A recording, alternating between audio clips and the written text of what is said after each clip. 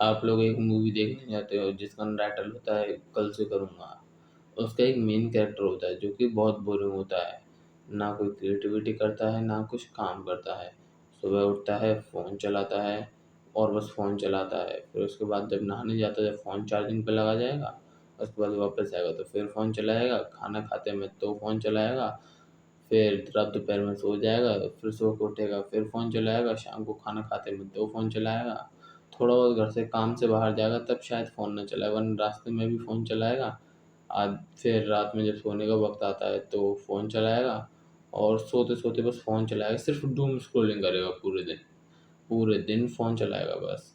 और रात में जब तक एकदम नींद नहीं आ जाती, तब तक वो सोता नहीं है। रात में 2 या 3 बजे सोएगा, फिर सुबह लेट उठेगा 9-10 बजे तक, फिर से फ़ोन चलाएगा। तो क्या आप ऐसी मूवी देखेंगे जिसमें मेन कैरेक्टर बहुत बोरिंग हो? ऑब्वियस सी बात है, नहीं देखोगे। आप डेली उठते हो, आप बिना कुछ काम करे बस पूरे दिन फ़ोन चलाते हो और रात में सो जाते हो, फिर उठते हो, फिर फ़ोन चलाते हो। ऐसा नहीं है कि आप लोगों को फ्यूचर की टेंशन नहीं है या कुछ नहीं है। आप सबको पता है कि फ्यूचर में आपका क्या होने वाला है। सबको पता होता है कि आने वाला कल कैसा होगा, बट फिर भी कोई मेहनत नहीं करना चाहता है। जब तक मेहनत नहीं करोगे तो जब तक आने वाला कल अच्छा कैसे होगा? और कल को अच्छा करने के लिए सबसे पहले आपको आज अच्छा करना पड़ेगा। मतलब फ्यूचर ठीक करने के लिए आपको सबसे पहले प्रेज़ेंट पर ध्यान देना पड़ेगा। तो मैंने कुछ पॉइंट्स लिखे हैं जिन्हें आप आज से ही अप्लाई करना शुरू कर देंगे तो आपके लिए बहुत अच्छा रहेगा। मतलब ये चीज़ें बहुत एसेंशियल हैं, ये चीज़ें तो सबकी लाइफ में होनी ही चाहिए। फर्स्ट ऑफ ऑल आपको सोशल स्किल पर ध्यान देना है। सोशल स्किल ठीक करने के लिए बहुत सारे तरीके होते हैं, बट आपको सबके अंदर रैंडम लोगों से बात तो करनी ही पड़ेगी। आज तक सबसे बेस्ट तरीका जो मुझे लगा है, आप डिस्कॉर्ड पर रैंडम सर्वर्स में जाइए या फिर इंस्टा पर रैंडम जीसी में जाइए।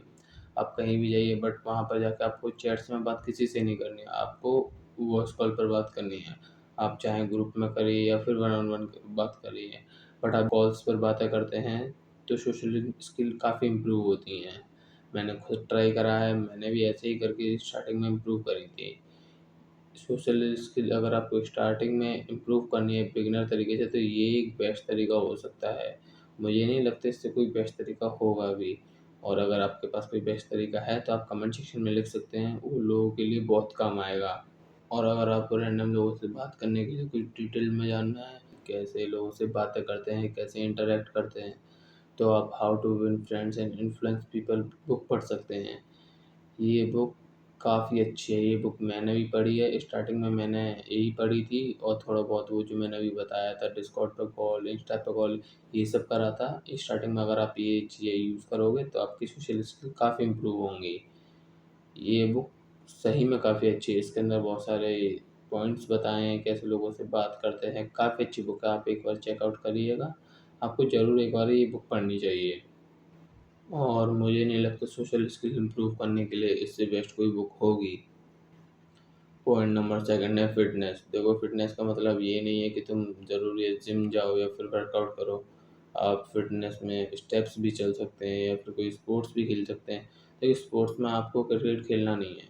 क्रिकेट में क्या होता है, देखो सिर्फ बैट्समैन खड़े-खड़े बैटिंग करता रहेगा, बॉलर ही थोड़ा बहुत भागता है। जो फील्डिंग करता है उसके पास अगर 15-20 मिनट में या फिर आधे घंटे में एक बॉल आ गई तो उठा के दे देगा, वरना वो भी खड़ा रहता है।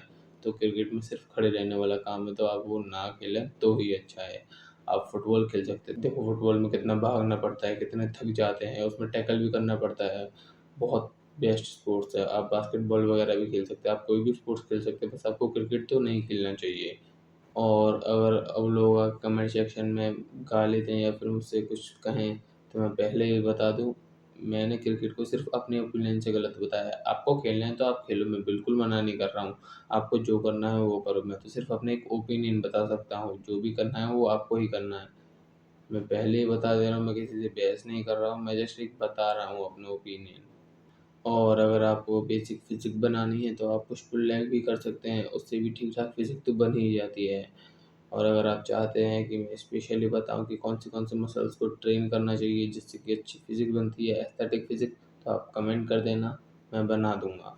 पॉइंट नंबर थर्ड है टाइम मैनेजमेंट। वैसे तो टाइम मैनेजमेंट के बहुत सारे तरीके होते हैं, बट सबसे बेस्ट तरीका यही होता है कि आप सबसे पहले आप आपका जो ज़रूरत का काम है आप सबसे पहले वो करें, जो सबसे मेन काम है आप सबसे पहले वो करें, उसके बाद बाकी के काम करो। और हो सके तो थोड़ा बहुत सोशल मीडिया वगैरह चला सकते हो। और अगर आप मेरे ओपिनियन से मानो तो आप ये करके देखना कि आप जितने घंटे सोते हो 7, 8, 9 उतने घंटे सोना है आपको। 24 घंटे में से बचे हुए घंटे जैसे कि 16 या फिर 15 घंटे बचते हैं, उसमें आपको काम करना है। आप जितना टाइम मतलब नहाने-धोने, खाना-पीना होता है वो सब निकाल दो। उसके बाद जितना भी 12, 13, 11 घंटे बचते हैं आपको उन सब में काम ही काम करना है। बस काम करना है। ना बिल्कुल फ़ोन, ना कोई डिस्ट्रैक्शन। आपको जो भी काम करना है आप वो कर सकते हो। आपको बस काम करना है। और काम करने से जो डोपामाइन मिलता है ना, आपको वो किसी चीज़ से नहीं मिलेगा। आप एक दिन ट्राई करके देखिए, अगर आपको इस चीज़ की आदत लग गई, अगर इस चीज़ का मोमेंटम एक बार बन गया, तो बहुत अच्छा है। आप मतलब जो खुशी काम करने में मिलती है ना, वो कहीं नहीं मिलेगी। आप एक बार काम करिए, उसके बाद मतलब फ़ोन वगैरह चलाने में भी मिलता है, डोपामाइन मिलता है, बट उस लेवल का नहीं मिलता। आप एक बार मेहनत करो, उसके बाद जो डोपामाइन मिलता है, वैसा डोपामाइन कहीं नहीं मिलेगा। तो सबसे बेस्ट तरीका यही होता है कि आप काम करो। और टाइम मैनेजमेंट का एक ऐसा तरीका है जो आपको कोई नहीं बताएगा। और ये मैंने खुद डिस्कवर करा था, ना कोई इंटरनेट, ना विकिपीडिया, ना कोई आर्टिकल, ना ही कोई गूगल करा था। ये मैंने खुद डिस्कवर करा था और ना ही मैंने किसी यूट्यूबर की वीडियो में देखा। टाइम मैनेजमेंट का सबसे बेस्ट तरीका यही होता है कि आप टाइम मत देखिए और बस काम करिए।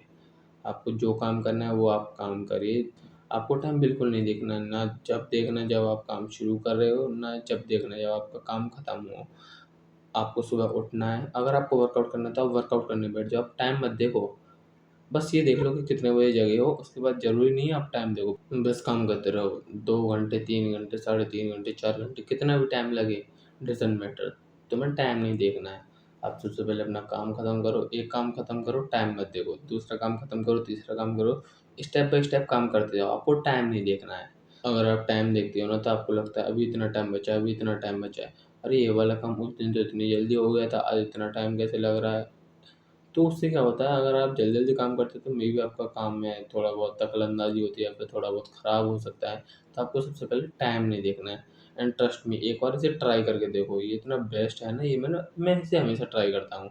जब भी काम करने बैठता हूँ, भले ही रात हो चाहे दिन हो, मैं कभी टाइम नहीं देखता हूँ। भले ही मैं रात में 11 बजे काम करने बैठूँ, मैं टाइम नहीं देखूँगा, मुझे काम करते-करते 1:30 बज जाएगा, 2 बज जाएगा, मैं टाइम नहीं देखता।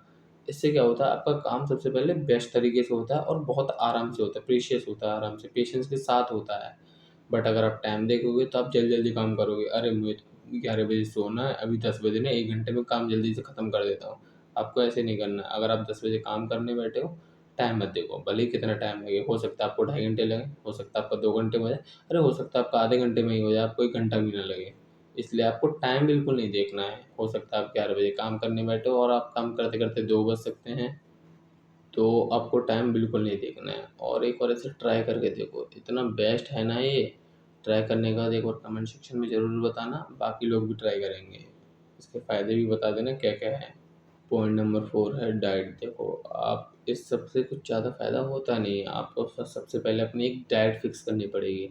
आप अच्छी डाइट लो जिसमें हाई अमाउंट ऑफ प्रोटीन हो, कैलोरीज़ ठीक-ठाक हों और हेल्दी हो। सब first of all diet healthy होनी चाहिए। ज़रूरी नहीं है कि आप कुछ भी डर्टी बल्क के नाम पे कुछ भी भर रहे हो और दोस्तों से क्या बोलते हैं, भाई अभी मैं डर्टी बल्क पे हूँ तो अभी मैं कैलोरीज सरप्लस में खा रहा हूँ।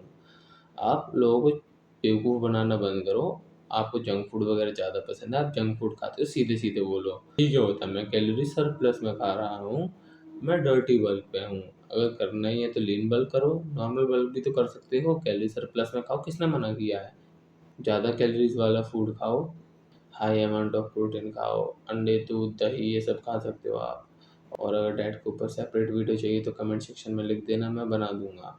पॉइंट नंबर 5 है रूटीन। आपको सबसे ज़्यादा एक बेस्ट रूटीन की ज़रूरत पड़ती है। जब तक आपके एक बेस्ट रूटीन नहीं होगा, तब तक आप कुछ नहीं कर सकते। नहीं, वो नहीं बनाना आपको सुबह 5 बजे जाऊँगा, फिर 2 घंटे पढ़ूँगा, उसके बाद 1 घंटे वर्कआउट करूँगा, फिर इतने बजे नहाने जाऊँगा, इतने बजे आऊँगा, इतने बजे स्कूल जाऊँगा। आपको ये सब नहीं करना है।